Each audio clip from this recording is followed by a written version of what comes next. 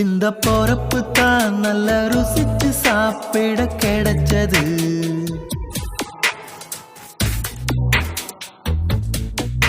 அத நினைச்சுத்தான் மனம் உலகம் முழுவதும் பறக்குது. அட சுட சுட அட சுட சுட அந்த மதுர மல்லிப்பூ இட்லியே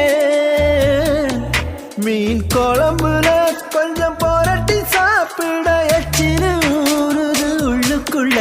இந்த பொறப்பு தான் இந்த பொறப்பு தான் நல்ல ருசிச்சு சாப்பிட கிடைச்சது.